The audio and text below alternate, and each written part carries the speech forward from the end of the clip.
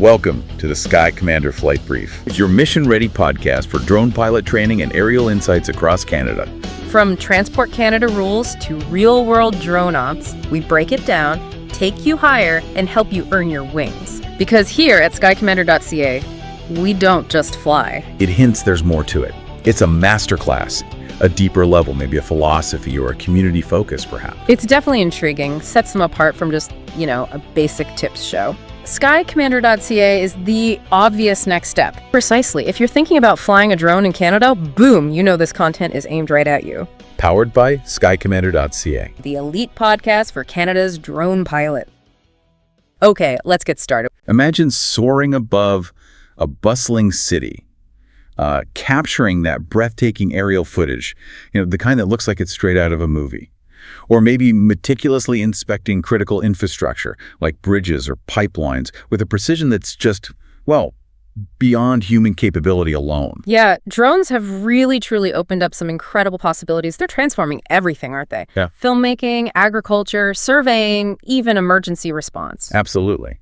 But, as this amazing technology evolves, and it's evolving fast, bringing more sophisticated capabilities all the time, the rules of the sky have to evolve too. Right, they have to keep pace. So today, we're not just talking about another regulation. We're diving deep into what feels like a real game changer for Canadian drone operators.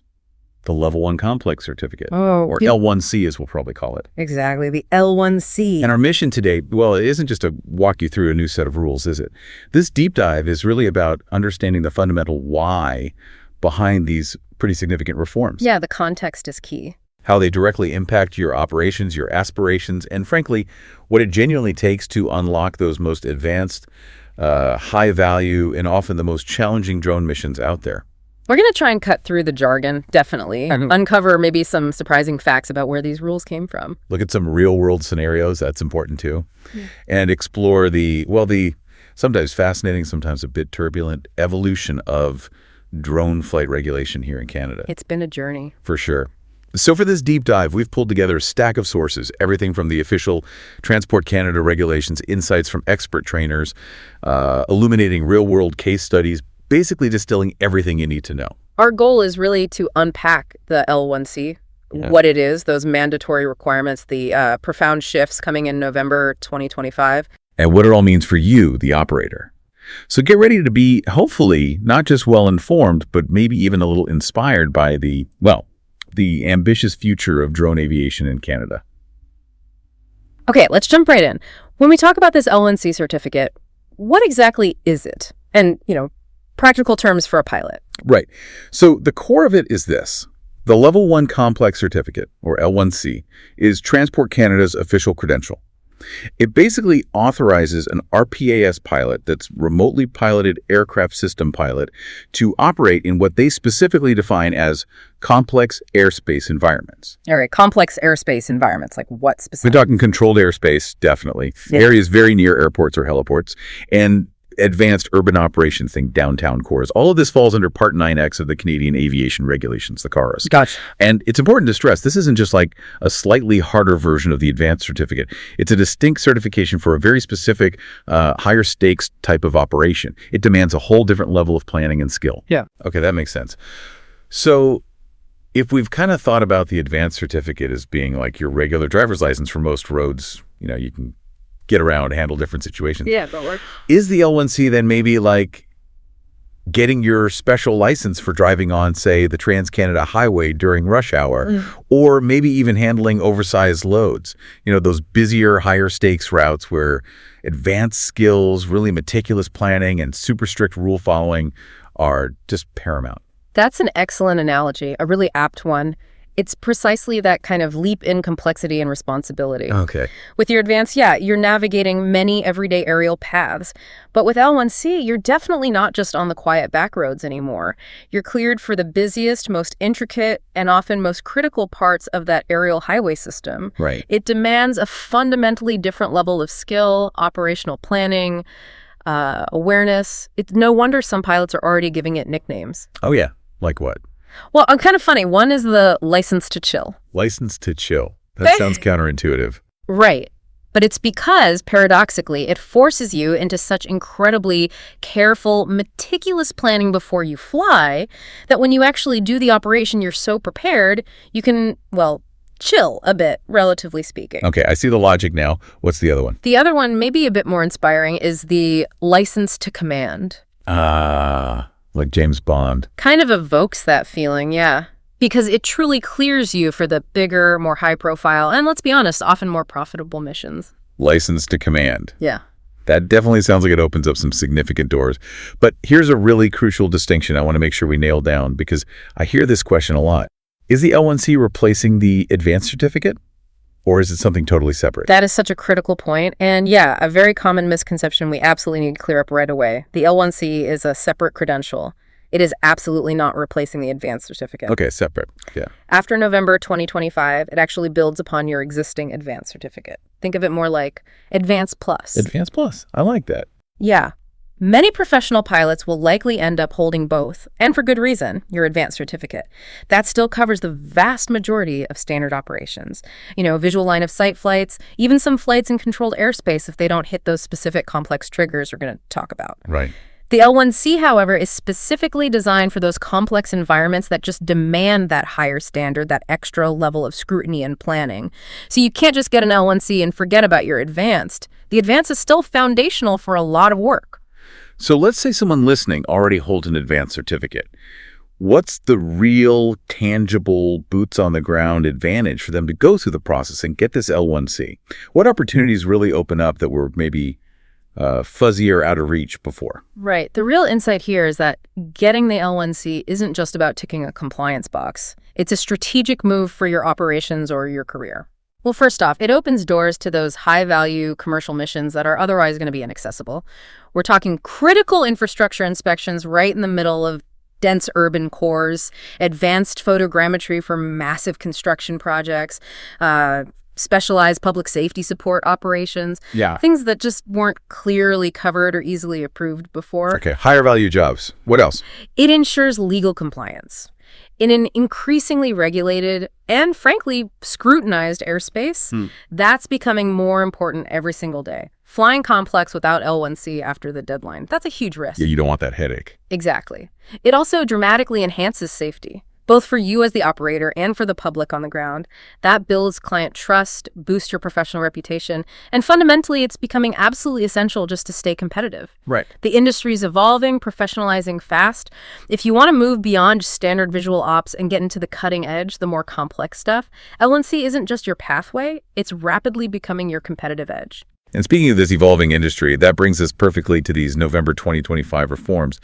This really feels like a massive moment, almost like Transport Canada drawing a line in the sand for drone ops in Canada. What's the specific legal backbone for these changes? Is there like a number we should know? It is definitely a significant demarcation point. And yes, these reforms are directly tied to a specific legal instrument. It's a Statutory Orders and Regulations Amendment, or SOR. The number is SOR 2025-70. SOR 2025-70. Got it. That isn't just some arbitrary date or number. It's the very deliberate change that provides the full legal weight behind this new L1C framework. It's the government officially saying, this is happening, these are the new rules. Okay, and the big question. Yeah. The why behind it. Why is Transport Canada making these specific, pretty significant changes now? It's been, almost 7 years since the Basic Advanced System came in? That's right. If you connect this to the bigger picture, after those 2019 basic and advanced rules were rolled out, Transport Canada did a lot of analysis. They looked at how things were working in practice, and they identified what they termed gray zones, even some potential loopholes, in how certain advanced operations were being conducted. Gray zones, like what kind of operations? What they found was that some pilots holding advanced certificates were operating in environments that were, frankly, very risky. Think dense urban areas, flying very close to critical infrastructure, sometimes even over groups of people. Which advanced technically allowed sometimes. Sometimes, yes, or it was ambiguous. But Transport Canada felt these operations were happening without what they deemed sufficient oversight and without a clear, explicit standard of training and operational planning specifically for that level of risk. Ah, okay. So the L1C is meant to plug that gap. Precisely. The L1C was specifically born to close that gap. It's about tightening the regulatory net around those operations that carry higher liability, present greater safety risks, and have significant public visibility. It's Transport Canada signaling a fundamental shift, almost. They're saying, look, we gave you autonomy with the advanced certificate for many things, but now for the truly risky stuff, we need proof.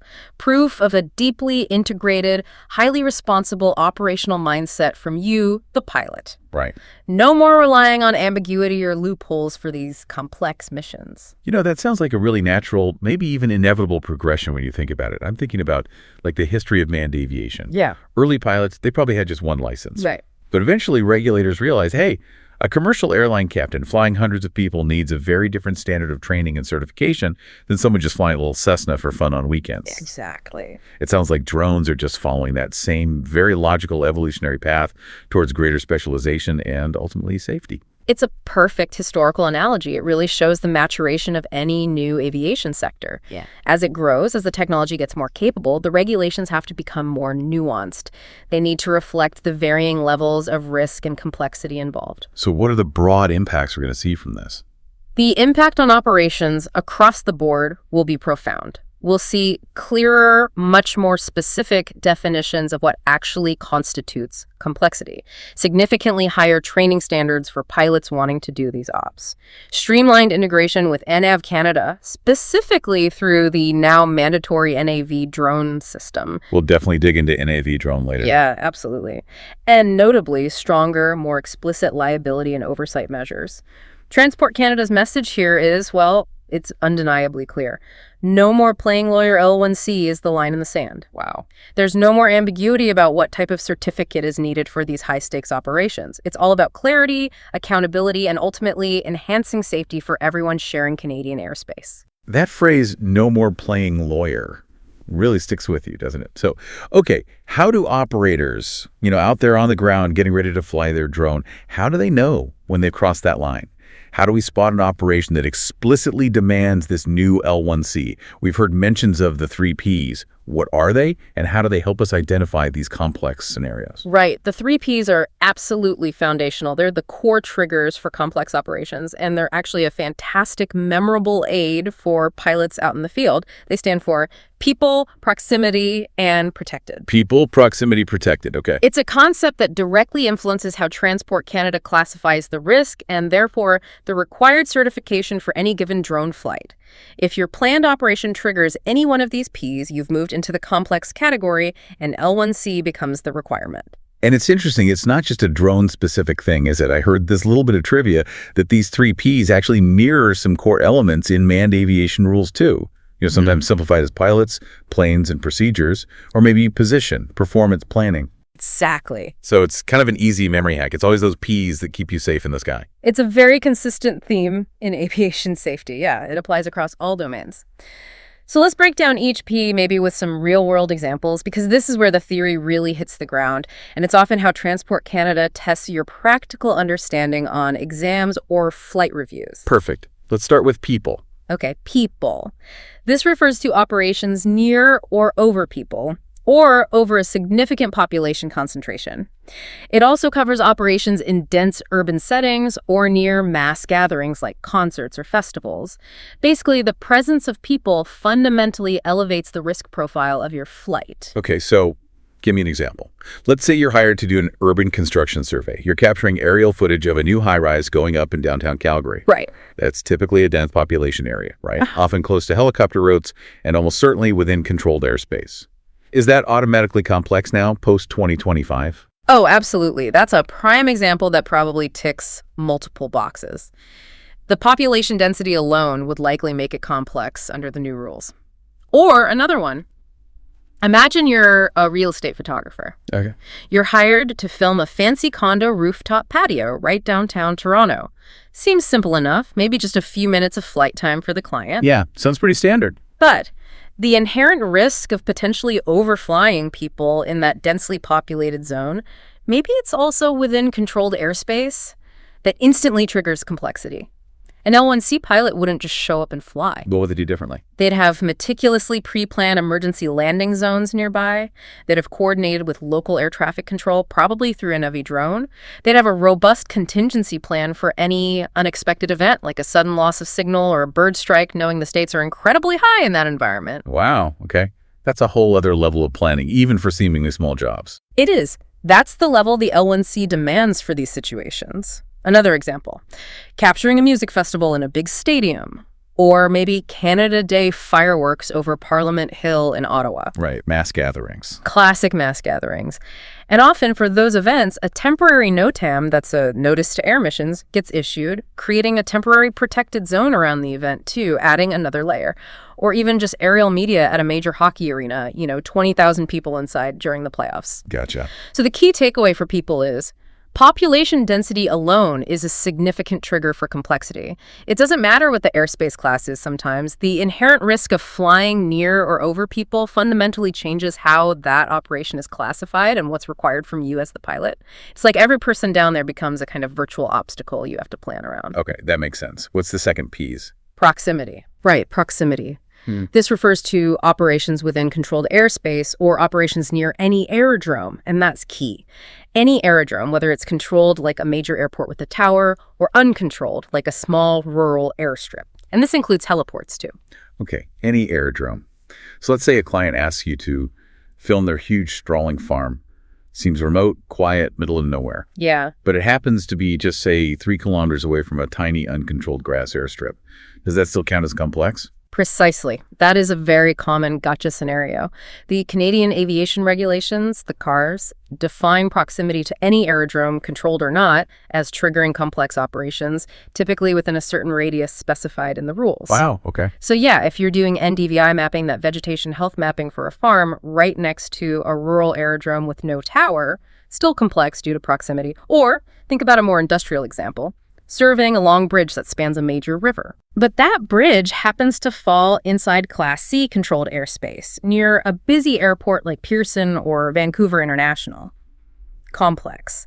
Even critical infrastructure jobs way outside city centers can fall under complex rules just because of the airspace classification or their proximity to any kind of registered aerodrome or heliport. So even if it looks quiet? You can't assume. Think about inspecting a rail corridor right of way. If it passes through a controlled city airspace corridor, boom, complex. Even that edge case you mentioned. Filming farmland way out in Class G uncontrolled airspace, but it's within, say, 2 kilometers of a registered hospital heliport, still triggers the complex rules. So the takeaway is proximity rules are absolute. Quiet doesn't mean simple. Always check the charts. Always know what aerodromes or heliports are nearby. Exactly. You have to be aware of all potential air traffic and the airspace rules associated with those locations. Okay, that leaves the third P. Protected. What falls under that? Yeah. Right. Protected. This covers operations within or near restricted or specially protected zones. These zones can be permanent ones, which you'd find listed in the Designated Airspace Handbook, or DAH. The DAHO. Or they can be temporary zones established through those notices to air missions, the NOTAMs we mentioned earlier. So if you're hired to, say, document some vegetation regrowth near a national park, and the DAH lists that area as having nesting restrictions for migratory birds. That's complex, even if there aren't many people around and it's nowhere near an airport. That is absolutely correct. The presence of a designated protected area, even if it's for wildlife, is a critical trigger. And actually, that's a fascinating historical note. Yeah. Some of the very earliest DAH protected areas in Canada weren't about airports at all. They were specifically created because of migratory bird nesting zones. Drones inadvertently disturbing nesting geese actually became one of the sort of historical triggers for including protected in the complex definition. It highlights that broader environmental responsibility. Wow, I didn't know that. Geese, huh? Geese. Another example. Maybe an energy company hires you to fly along a pipeline corridor for inspection. If that corridor happens to intersect controlled airspace near, say, Edmonton, or passes through an area designated as Critical Infrastructure Protection Zone, that could fall under protected. Right. Or, back to that music festival example, a temporary NOTAM can be issued creating a protected flight restriction zone just for the duration of the event.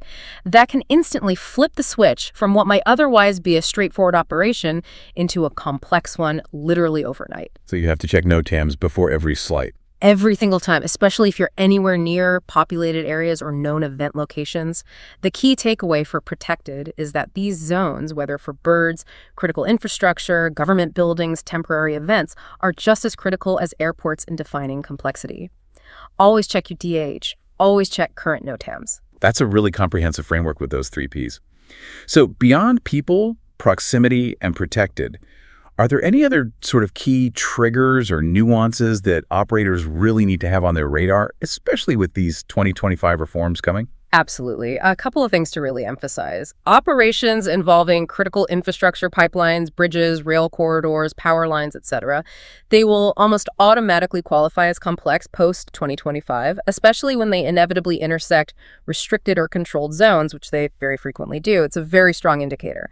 So infrastructure work often means complex work. Very often, yeah. Then there's that inherently dynamic element of airspace, primarily introduced by NOTAMs. These can pop up, sometimes with a little warning, to create temporary protected zones for things like wildfires, a huge issue, major public events, or even VIP movements like a government official visiting. Right. This really tests an operator's ability to adapt, to constantly check real-time information, and to understand that the rules for a specific location can literally change overnight, or even hour by hour. So it's not just about memorizing a static set of rules, is it? It sounds like it's about developing almost a spot the complex trigger mindset in real time. Is that kind of what Transport Canada is aiming for with these certifications? Precisely. You've nailed it. Transport Canada actively designs its exams and its flight reviews to test an operator's ability to identify these complex triggers in realistic, often quite subtle, real-world scenarios. So they might give you a scenario that seems simple on the surface. Exactly, but maybe it's just inside that proximity zone of a small aerodrome, or there's a temporary NOTAM active you needed to know about. The core lesson here, the mindset shift, is to always proactively look for any of the 3 Ps, people, proximity, or protected, or for that combination of critical infrastructure intersecting with controlled zones. If any of those elements are present, assume L1C is required. Right. This fundamentally shifts the focus away from just rote memorization towards dynamic, real-world decision-making and continuous risk assessment. And that ultimately is what actually keeps the sky safe and allows for responsible drone integration. Okay, that's an incredibly clear breakdown of what defines a complex operation. So the next logical question for a lot of listeners is going to be, okay, how do I actually get certified for this? Yeah. Let's shift gears and talk about the path to L1C certification. Who really benefits the most from going through what sounds like a pretty comprehensive process to get this certificate? Right. Who is this for? Primarily, the L1C certificate is designed for pilots who are seriously preparing to step into the world of beyond visual line of sight operations, BVLOS. BVLOS, that's the big one. Flying where you can't physically see the drone. Exactly. Flying your drone so far away or in an environment so obstructed or complex that you literally cannot maintain direct visual contact with it using only your own eyes. This requires complete reliance on instrumentation, remote monitoring systems, advanced communication links. It's a massive leap in operational complexity and trust in your systems. And L1C is tied to that. After November 2025, if you want to start conducting BVLOS operations within most of the standard regulated frameworks that Transport Canada is setting up, this L1C certificate becomes mandatory. It's the foundational step. So for anyone with serious BVLOS aspirations, L1C is a critical prerequisite. You can't really start down that path without it. Okay, so BVLOS aspirants, number one. But what about those pilots, maybe advanced certificate holders now, who aren't necessarily aiming for BVLOS operations right away? Maybe they're happy doing complex visual line of sight work. Could L1C still be valuable for them? Oh, definitely. It's absolutely valuable beyond just BVLOS. It's also for current advanced certificate holders who are looking to significantly expand their skills, maybe grow their client base, secure future opportunities, even if they're sticking within visual line of sight for now. How would it help them specifically? Well, obtaining the L1C can improve your operational efficiency, even for those more traditional but still complex visual tasks like that downtown real estate shoot we talked about.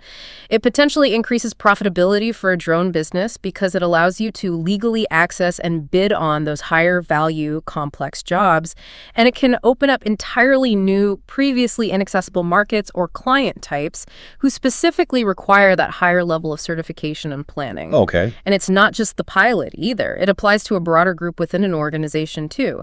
Think system designers, operations managers, safety officers.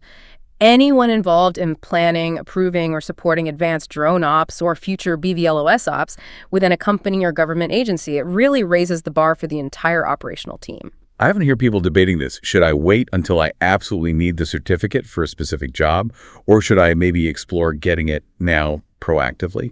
What's your take on that don't wait philosophy, especially in an industry that's changing so quickly? Yeah, that's a common question. It's important to recognize, I think, that there's probably never a single best time for training in this field.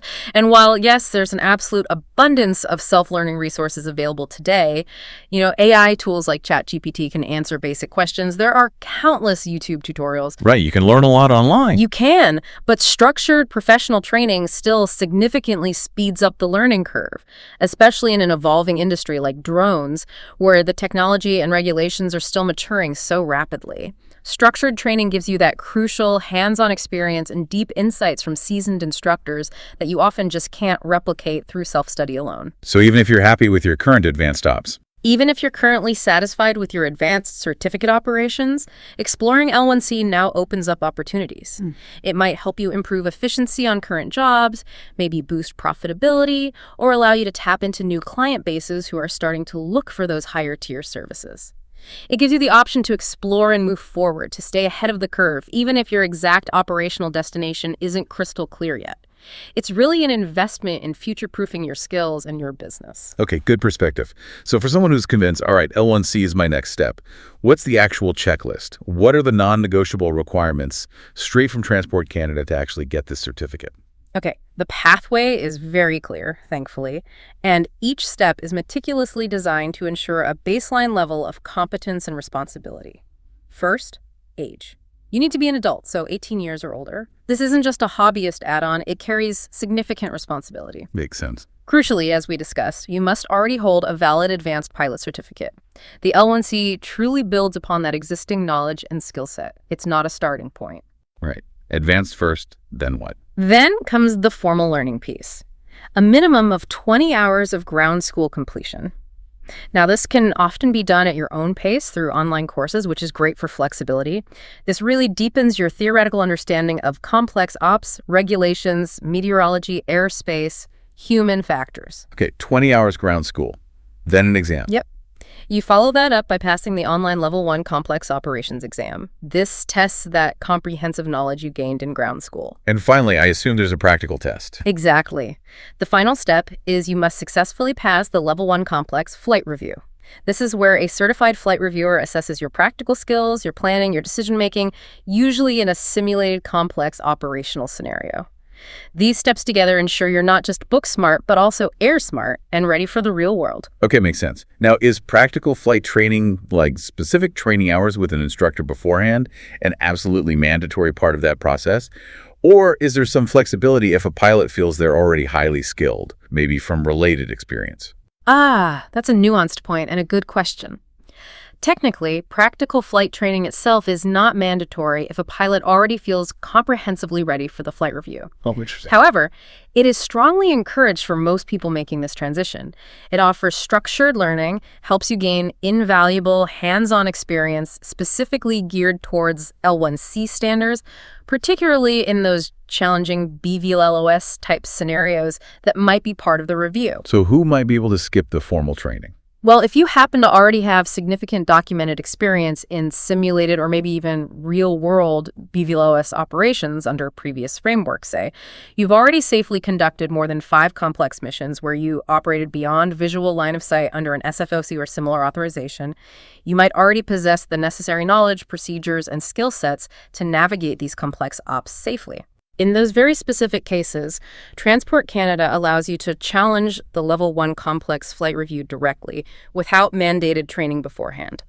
But honestly, for the vast majority of pilots transitioning up from standard advanced operations, going through a structured L1C training program offers immense value. It really bridges that critical gap between theoretical knowledge and practical, safe application in complex environments. Okay, that makes sense. So that brings us to these structured training programs. If someone decides, yep, I need the training, what should they be looking for in a quality program? And maybe can you give us an example based on the sources of how a comprehensive L1C program might be structured to meet these new higher demands? Sure. Looking at examples provided in our source materials, like the program offered by Altex, a typical comprehensive training program for LNC certification usually includes several key components, all carefully designed for progressive learning. Okay, what are they? It usually starts with that online ground school component, often self-paced, covering those 20-plus hours of required theoretical knowledge. Everything from advanced meteorology to complex airspace navigation to human factors under stress. Right, the theory foundation. Exactly. Then this is typically followed by instructor-led online modules, maybe around 6 hours or so. These are critical because they allow for interactive learning, asking questions, clarifying complex points with a live instructor, and crucially, these online sessions often include significant time dedicated to beyond visual line of sight simulation. The simulation piece again. We'll come back to that. What's next? Then comes the in-person practical flight training. This is usually a multi-day hands-on experience, could be 2 or 3 days depending on the provider. This is where you get stick time, practice procedures, and it culminates in taking the actual level 1 complex flight review with a qualified reviewer. And the equipment, do they provide the advanced drones? High-quality programs absolutely should. They need to ensure that advanced drones, including potentially BVLOS-capable systems and their integrated ground control stations and monitoring systems, are readily available for you to get hands-on experience with during this practical phase. That's critical. Okay. You mentioned BVLOS simulation being part of the online modules, and that just sounds fascinating. I'm really keen to understand. What does the simulation actually uncover for a pilot? How does it prepare them for the real thing in ways that maybe traditional flight hours, where you can always see your drone, simply can't? Yeah, this is where the really profound mental shift starts to happen. BVLOS simulation serves as absolutely crucial preparation before you ever attempt in-person BVLOS flight training or operations. It lets students observe complex operations almost like they're sitting in the back seat of the control station before they're ever actually in the pilot and command seat themselves. So it's like an orientation. It's more than that. It provides an unparalleled level of technological immersion. Good simulators often use actual online fleet management systems. The source mentioned DJI Fleet Management as an example, allowing you to remotely monitor every critical piece of the drone system information in real time. Like what kind of info? Satellite lock, RTK positioning status, precise altitude, ground speed, airspeed, battery voltage, and remaining time, communication link strength. All displayed while you're also viewing live video feeds from the drone and seeing its telemetry plotted on a dynamic operations map. It's information overload at first, but you learn to manage it. And these simulation missions can be meticulously customized to specific operational intentions. Maybe you're practicing surveying a complex construction site in a challenging virtual airspace, or simulating site security patrols around a virtual facility. Can you practice procedures too? Absolutely. It allows for virtual control practice so you can safely learn to execute pre-programmed automated missions, handle on-demand flight requests, and critically practice absolutely vital emergency procedures like initiating return to home, handling lost links, or responding to unexpected airspace intrusions, all without any real-world risk if you mess up. Right. Safe place to make mistakes. Exactly. But the real magic, the true mental shift, is this. BVLOS simulation forces pilots to get used to operating a drone without relying on direct visual line of sight. You have to rely solely on the system data, the telemetry feeds, the map display. This is a massive, often quite counterintuitive mental adjustment compared to traditional visual flying where your eyes are your primary sensor. It builds that essential muscle memory for remote decision-making based purely on data. That sounds incredibly valuable, almost essential for BVLOS. So given how important this training is, if someone's out there shopping around for an LNC training program, what are the key best practices they should look for? How do they ensure they're getting a quality, comprehensive experience that truly prepares them for these advanced, high-stakes operations? That's a great question because the quality can vary. When you're choosing a training program for L1C, several factors are really critical for ensuring you get a truly valuable and effective experience. First, maybe surprisingly, look for comprehensive management and administrative support. Admin support. Why is that so important? Because good programs have a dedicated team behind the scenes.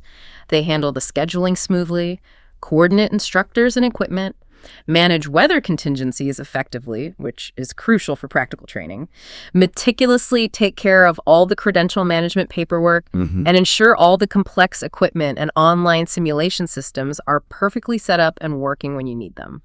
This stuff is often overlooked, but strong admin support makes a huge difference in the smoothness and focus of your learning journey. You want to focus on learning, not logistics. Good point. What's next? Second, as we just discussed, prioritize programs that offer robust access to BVLOS simulation systems, ideally from their own training facility, or, at the very least, programs that strongly encourage and perhaps even facilitate some form of self-immersion before the practical training. Like what kind of self-immersion? Well, this could be as simple as guiding you on how to safely practice short, non-visual flights with maybe a sub-250-gram drone from inside a vehicle in a very controlled, safe environment, just to get used to relying on the screen.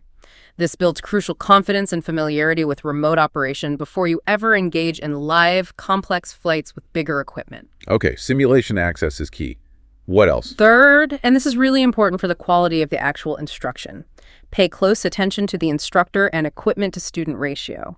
For complex ops like BVLOS, a small ratio is absolutely essential. Ideally, you're looking for a maximum of one instructor and one complete drone system for every 2 students, maybe even one-on-one for certain parts. Why so small? Because it ensures you get sufficient individual attention, ample hands-on stick time with the advanced equipment, and tailored instruction that can adapt to different operational scenarios and individual learning styles or experience levels. You don't want to be just watching over someone's shoulder the whole time. Makes sense. What about the place itself? Fourth, definitely assess the quality of the training facilities. Are there dedicated classrooms for the theory parts? Are the practical flight areas private and controlled, or are they just using crowded public parks? Is there reliable access to power for charging and ground stations? What about other amenities like restrooms, break areas? The learning environment itself profoundly impacts how effectively you absorb complex information and skills. Okay. Facilities matter. Anything else? And finally, and this is often where truly excellent programs really differentiate themselves, look for robust post-training support. Getting your certificate isn't the end. It's really just the beginning. What kind of post-training support? This could include things like continued online access to the ground school modules for review later on, maybe support or guidance on accumulating practical flight hours, the source mentioned, aiming for perhaps 10 hours of BVLOS experience post-certification. Some might even offer access to their facilities or enterprise-grade equipment for practice if you don't have your own advanced setup yet. So the relationship doesn't just end when you pass the test. Exactly. The best programs understand that getting a certificate and passing the exam, that's actually the beginning of your journey. That's not the end. This kind of sustained support helps students turn that newly acquired theoretical knowledge into ingrained muscle memory and truly advanced skill sets, ensuring long-term success and safety in the field. That's fantastic. Really practical advice for navigating that whole training landscape. Now, let's maybe zoom out just a bit and talk about the broader regulatory ecosystem these pilots operate within. When you're flying in these complex environments, what are the core regulatory references, the key documents that every L1C pilot needs to have in their knowledge arsenal, almost like their foundational legal toolkit? Right, that's a crucial insight.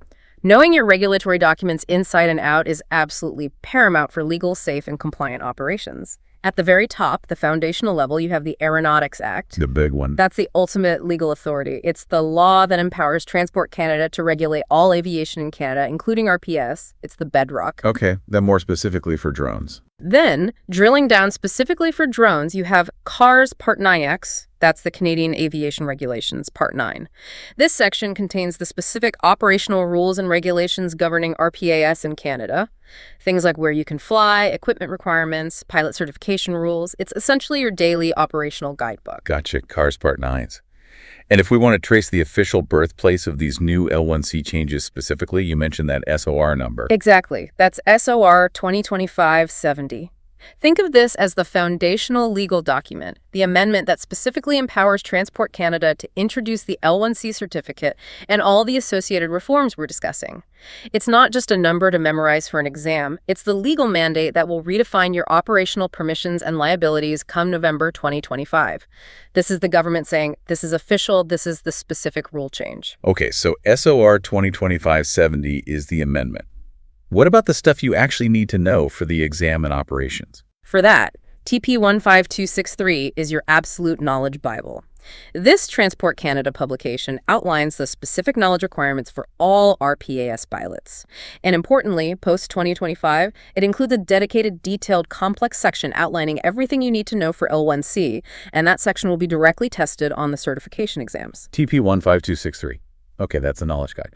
What about figuring out where you can and can't fly, or identifying those protected zones we talked about? For that, the Designated Airspace Handbook, or DAH, is an essential reference. It's the official source for identifying all controlled airspace, restricted areas, danger areas, and those special use airspace designations, including those critical protected zones, like the bird sanctuaries or critical infrastructure zones, that trigger complex operations. You need to know how to read and interpret the DAH. Okay, DAH for airspace boundaries and the temporary stuff. And then, absolutely critical for real-time awareness are NOTAM's notices to air missions.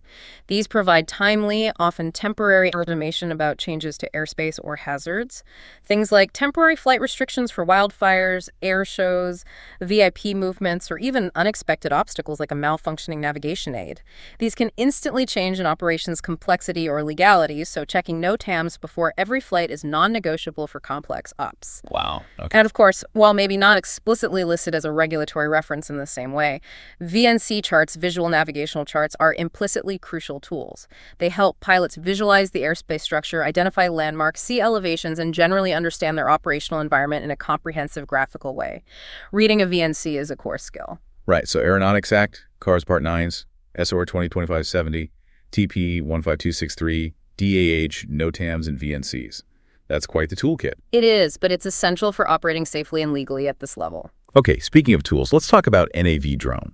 It really feels like this has become the mandatory gateway, the approval pathway for complex operations.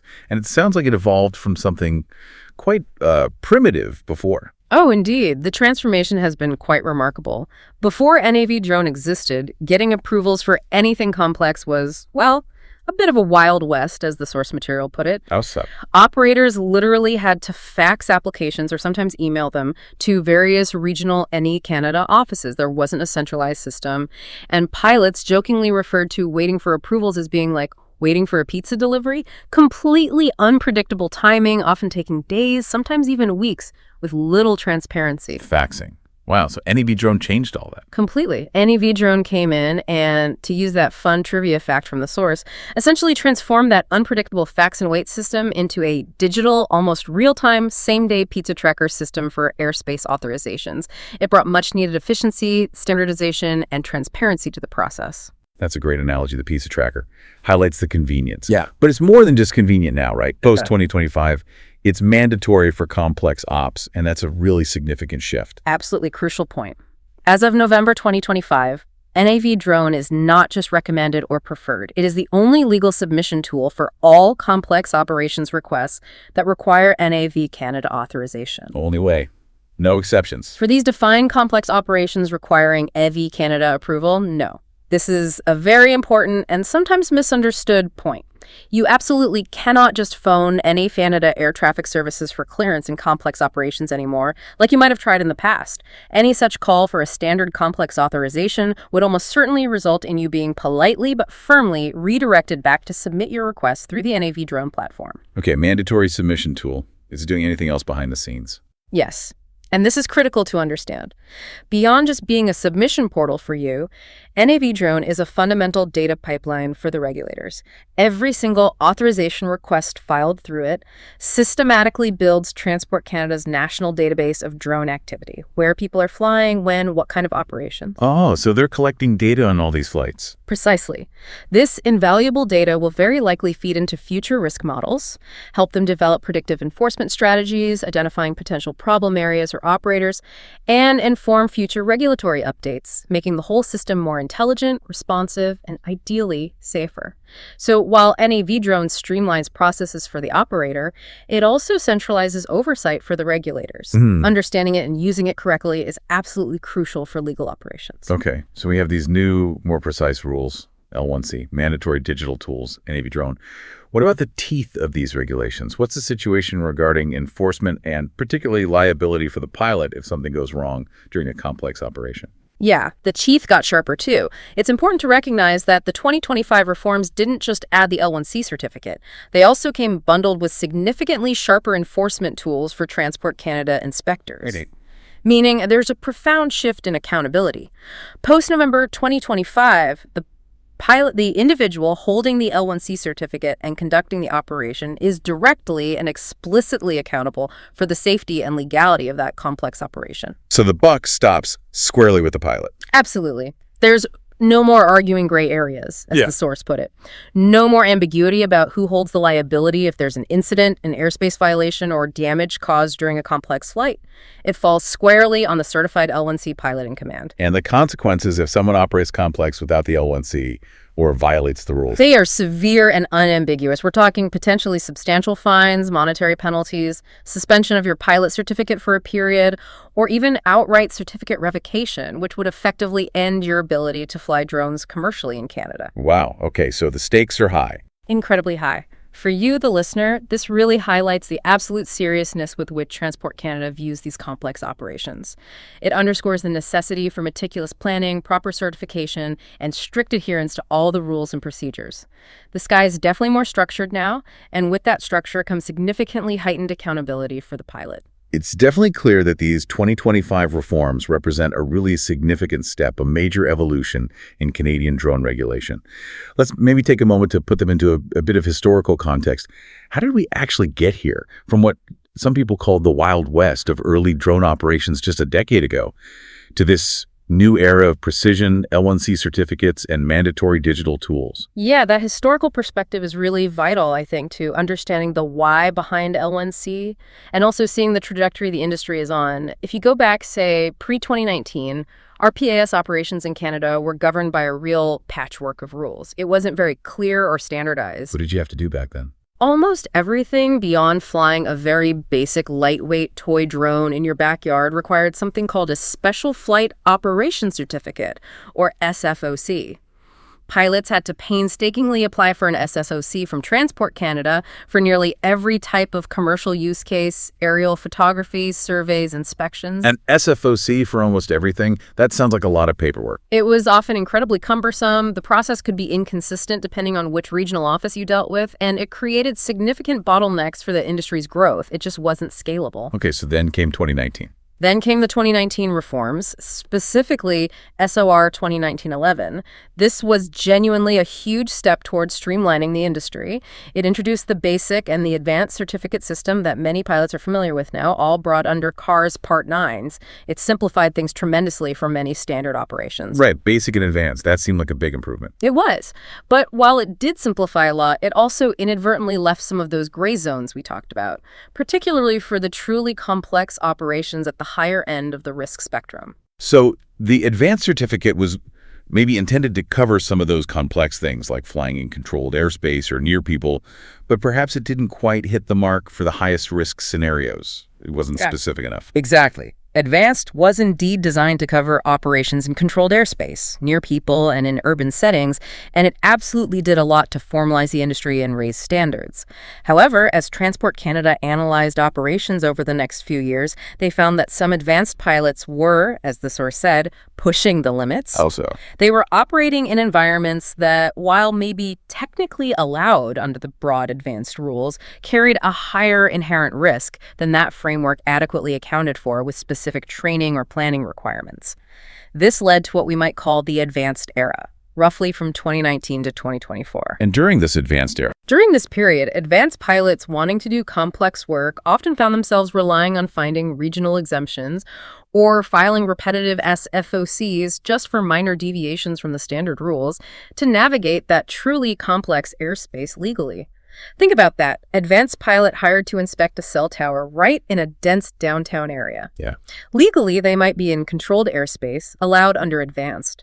But maybe the flight path required briefly flying over a closed street or operating slightly closer to buildings than standard. The existing rules meant they were constantly navigating this maze of trying to get regional exemptions or filing these one-off SFOCs for relatively minor but technically non-compliant aspects of the flight. So the system wasn't really designed for that sustained level of complex but not quite SFOC's activity. Exactly. It created these gray zones where safety wasn't necessarily compromised because skilled pilots were careful, but it happened despite the lack of a clear, unified, dedicated framework for those truly complex visual operations.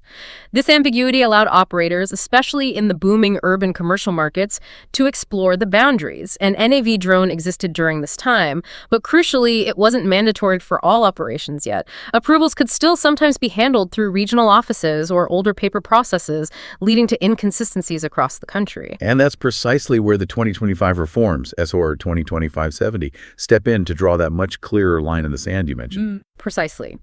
The 2025 reform does several key things to address this. It explicitly introduces the L1C certificate as a separate, higher-tier credential, clearly distinct from advanced.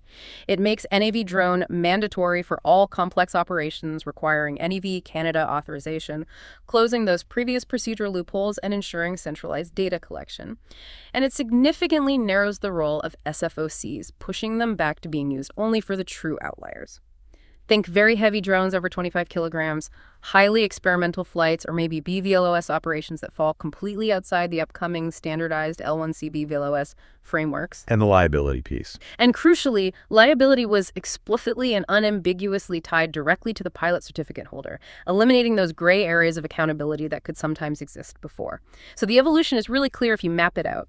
We've moved from broad and blurry rules where advanced certificates and catch-all SFOCs covered a wide spectrum to much sharper and specific rules, with L1C now serving as a distinct and dedicated credential for Canada's most challenging and critical drone missions. That's a really great summary of the journey, that logical progression. Now, how do these Canadian regulations, this new L1C framework, fit into the bigger global picture? Is Canada just kind of doing its own thing here, operating in a regulatory silo, or is there a stronger push towards international harmonization of drone rules worldwide? That's a significant point, and one that's often overlooked. Canada was actually, as the source notes, one of the first countries in the world to implement a nationwide licensing system for drones back in 2019 with the basic advanced structure. So we were kind of early adopters. We were definitely trailblazers in establishing a comprehensive national framework early on. Now these 2025 reforms, introducing L1C, are being positioned internationally almost as a phase 2 test case.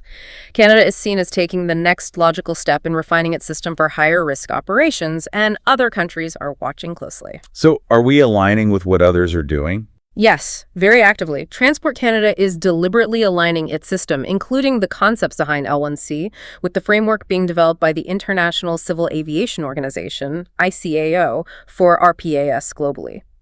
They're also looking closely at and aligning with the EU's EES-specific category for complex operations and the FAA's evolving waiver system for advanced ops in the United States.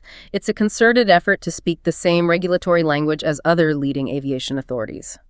So the ultimate goal then, maybe down the road, is for a Canadian L1C certificate to potentially be recognized in Europe or the US, allowing Canadian pilots easier cross-border operations. That is highly probable as the long-term goal, yes. Achieving cross-border recognition or at least streamlined validation for L1C would be a huge step forward. It would enable Canadian drone businesses and pilots to operate much more easily and legally in other regulated airspaces around the world. And why does that matter to the listener, the Canadian operator? Well, this global perspective shows you that Canadian regulations aren't being developed in isolation. They're part of a larger, harmonized international effort to safely integrate drones into airspace worldwide.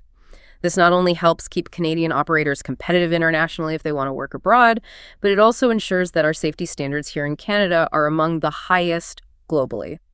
It's really about building trust and interoperability on an international scale, paving the way for smoother future integration into a global aviation ecosystem. Okay, looking ahead then, what's the likely future trajectory for RPAS licensing here in Canada? Is L1C sort of the final destination, the top tier, or is this just the beginning of an even more tiered and specialized system, perhaps mirroring manned aviation even more closely down the line? L1C is definitely just the first cut, I would say. It's a significant and necessary foundational step for complex ops, but it's almost certainly not the final stop. The future of RPAS licensing in Canada is highly likely to become increasingly tiered, more modular, and heavily data-driven. Tiered and modular Meaning, it will likely reflect the increasing specialization and complexity of drone operations themselves. We can certainly speculate, based on trends elsewhere, on the likely introduction down the road of maybe a Level 2 complex certificate, or perhaps even highly specialized endorsements tacked onto the L1C. Endorsements for what? Perhaps for specific types of BVLOS complex operations, maybe one for operations in ultra-dense urban environments, another for long-range linear infrastructure inspection, or maybe endorsements for conducting truly autonomous urban swarm operations with multiple drones, or even dedicated night complex flight privileges. Certifications will likely become more granular and modular, tied directly to specific verified competencies and operational risk profiles, much like you see various ratings like instrument or multi-engine ratings in manned aviation. And how will NAV drone, that data pipeline we talked about, play into this future evolution of oversight and maybe shaping those future tiers or endorsements? NEV drone is far more than just a submission tool. It's already acting as a fundamental data pipeline, collecting an immense amount of operational intelligence on where, when, and how drones are being used in complex environments. Every authorization you file through it systematically builds Transport Canada's national database. And they'll use that data too. They will increasingly use that data to feed sophisticated risk models, to enable more predictive enforcement strategies, identifying potential hotspots or patterns of noncompliance, and fundamentally, to shape future restrictions and regulatory updates based on real-world evidence. It's moving towards a truly data-driven oversight system where regulations can become more adaptive, more intelligent, and more precisely targeted based on actual operational data, rather than just broad assumptions. That sounds incredibly insightful, almost like they're building an AI for airspace management based on drone flight data. What about the rapid advancements in the drone technology itself? Increasing automation, AI for things like detect and avoid. How will that factor into future licensing and training standards? They'll have to go hand in hand. As the drone technology itself advances, so too will the training and certification standards, almost in lockstep. It's inevitable.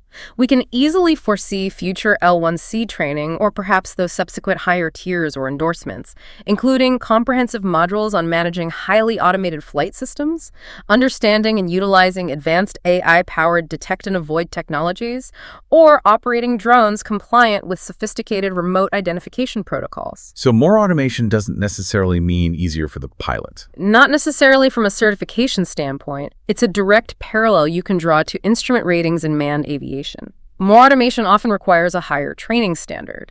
The demand for deep expertise in understanding, managing, and troubleshooting these advanced, often autonomous systems will be seamlessly integrated into future licensing requirements.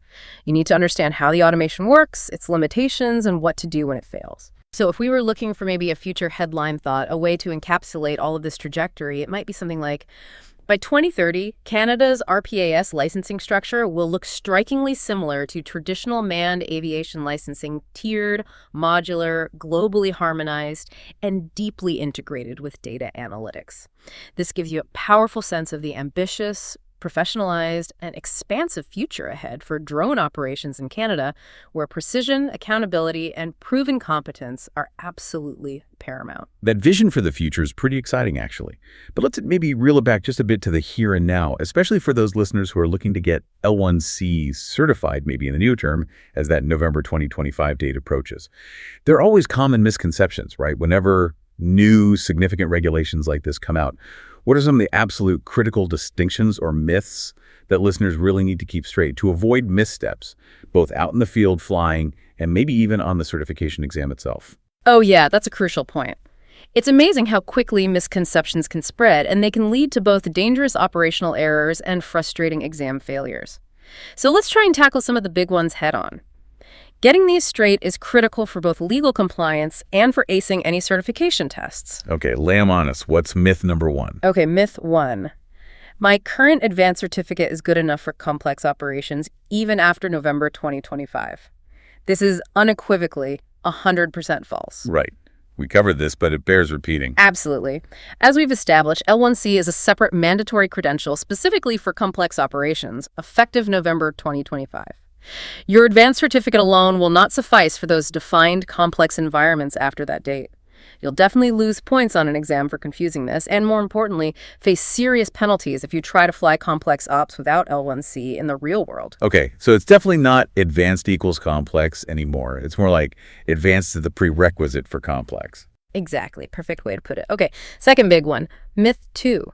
Complex operations only names flying near big airports. Also false. Right, it's broader than just airports. Much broader. We've hammered on the 3 Ps.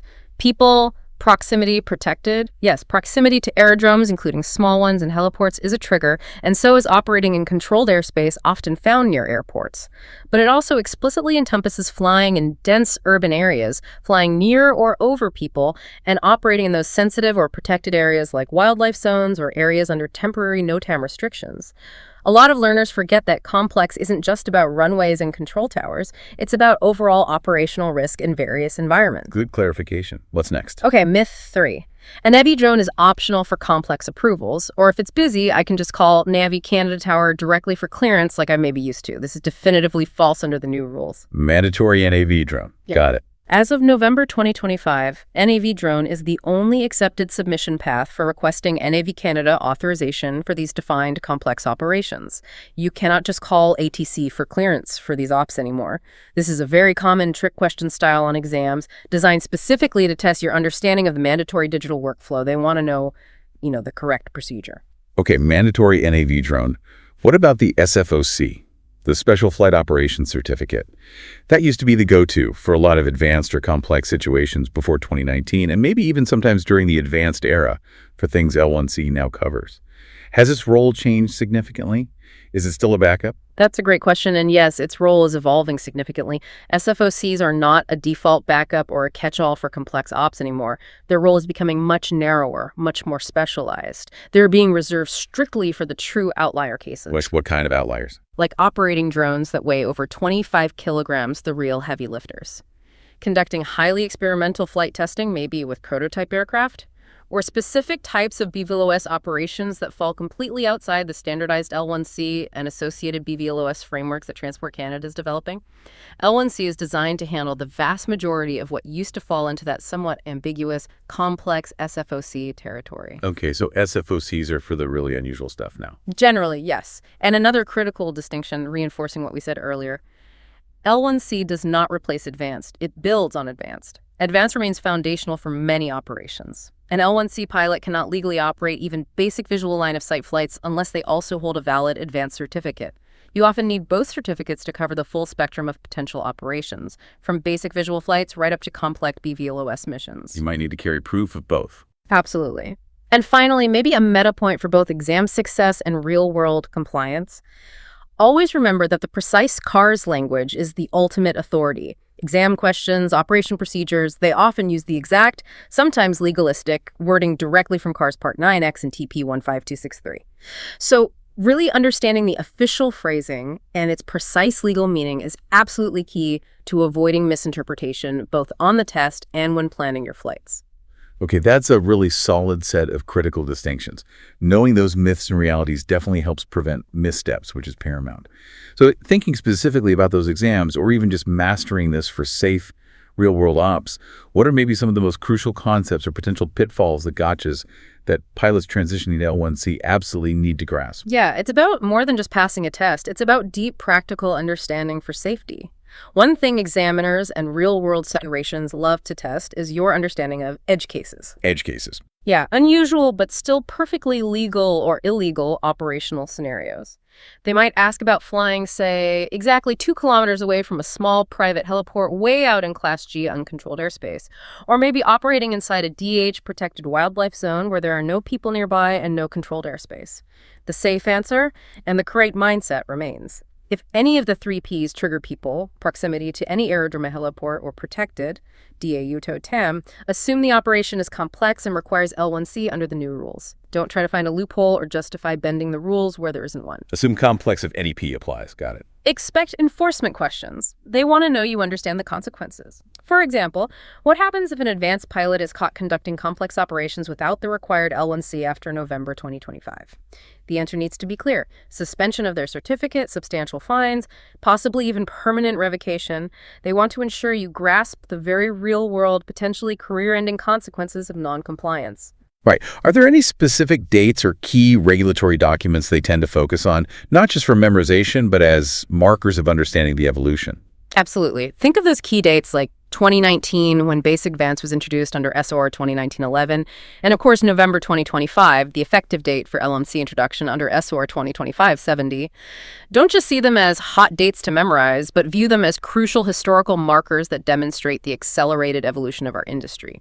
Understanding why those dates are significant helps you grasp the regulatory context, maybe even anticipate future trends, which is vital for any long-term drone business planning. Okay.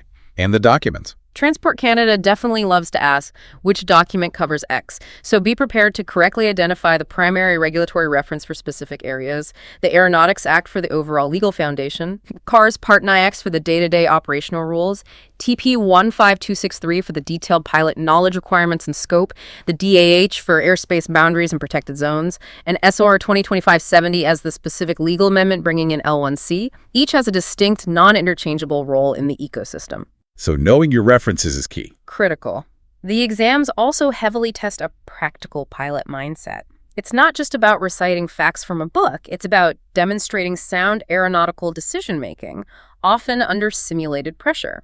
Scenario-based questions are very common. Like the stadium example. Exactly. Like an advanced pilot who does not hold an L1C is hired for a film shoot near a crowded stadium during a game.